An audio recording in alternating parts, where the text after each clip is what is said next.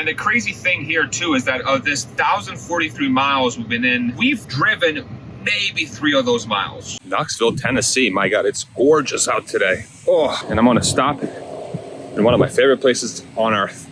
Five Guys. In and Out Who. And there's producer wife. Hello. Look at these doggos. Hi, Beanie. Oh my God, you're so happy. Knoxville, Tennessee, supercharger. Probably one of the better ones.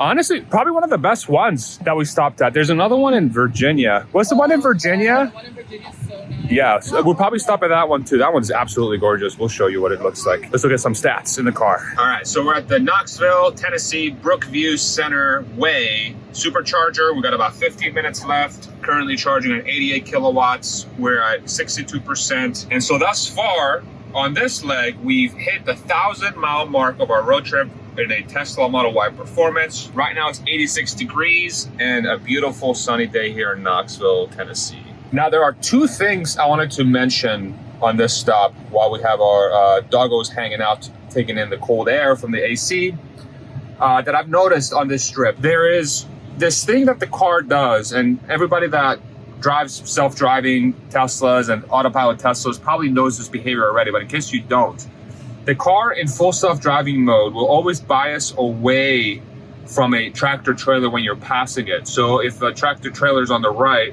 and the car's on the left and we're passing it on the left, then the car will bias towards the left of the lane, so the left line basically, to give itself as much room as possible versus the truck. And I believe this is the first long road trip we've taken with that little feature that they've updated with the full self-driving beta. What's wild is that I didn't realize how big of a deal that is until I'm on the road for over 1,000 miles and I see the car behaving in that manner over and over again. It just brings an additional layer of peace, you know, when you're driving around, letting the car do its thing. Where before it was calm and very nice to be in a self-driving Tesla, but with this additional feature, just adds this additional layer of peace of mind and comfort. On the highway, this is probably, with this version of self-driving beta, full self-driving beta 10.4.4, which is, or sorry, 11.4.4, the most calm highway experience we've had in this car yet. And I think that's a combination of us just being used to the car, being used to the software, but these little tweaks that Tesla has been making on the software side is just taking the driving experience or the riding experience really to another level. And the crazy thing here too is that of this 1,043 miles we've been in, we've driven maybe 3 of those miles. So well over 99% of the trip, the car has been driving us around, including these like city, town type scenarios where you have back roads getting in and out of the supercharger and stuff. All that stuff is handled by the car outside of 1 or 2 situations where we wanted to take over and manage the car instead of letting the car do its thing. It's just so wild. It's so wild to think about that we've been driving over 1,000 miles and we're much more a passenger than a driver, even when you're sitting in the driver's seat, you know, which is where I'm at. So incredible. Really, really just game-changing technology. I can't wait for more people to experience this. I really can't. I think if you've heard about this self-driving thing and Teslas can drive themselves and you've heard, oh my God, they're dangerous or whatever, I encourage you to go out of your way to experience a self-driving Tesla on the highway, on the road, and then judge for yourself. Judge for yourself, especially in these long trip situations. I will not take another car on a road, on a long road trip than a Tesla from this point forward. It's just the thought of having to drive 1,000 miles is not a good one.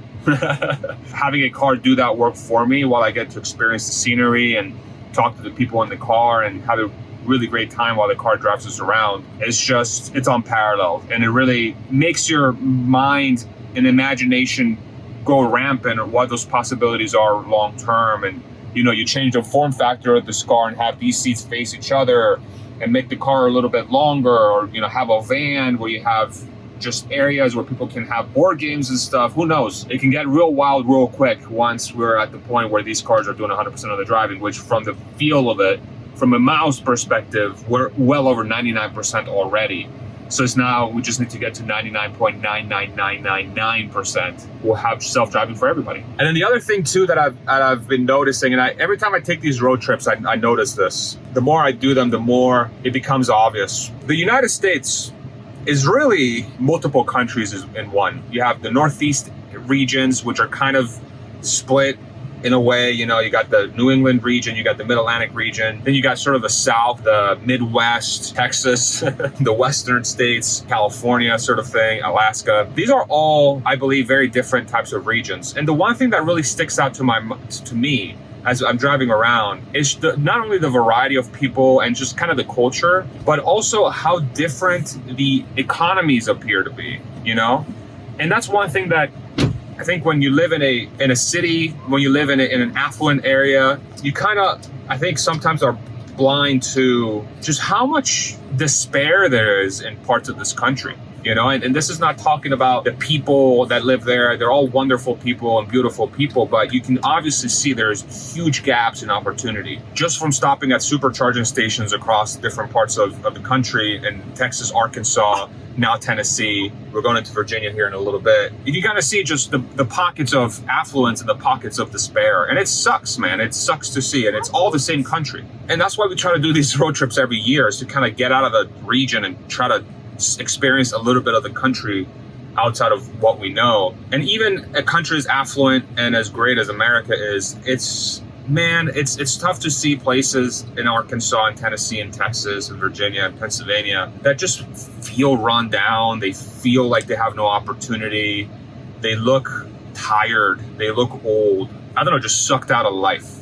And that sucks. And so I wonder if maybe, as a country, we can figure out how to invest in these communities more, how to create more opportunities in these areas. And I don't think it's as simple as, well, if people in the area tried harder and they work harder, it would get better. I just don't think so. I think if there's nothing to work hard towards and you don't have the resources to build something, then you kind of just stuck. And it seems like every year, some of these areas just look more and more stuck, while the other areas in the country that have opportunities, have investments, have people there with capital and knowing how to build opportunity, it seems like there is a widening gap. And people, if you follow the U.S. closely, you know that there is the divide, really the wealth gap has increased. And I don't know what the answer is. I don't think it's just redistribution of wealth. I don't think it's just increasing taxes like crazy for certain people. But I also don't know what the right answer is. Molly, give us a second.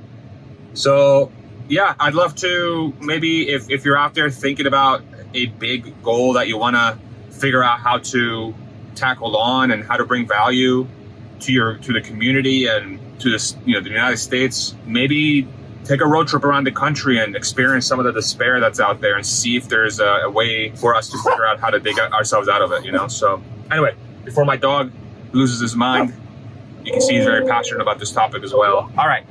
We'll see you in the next step.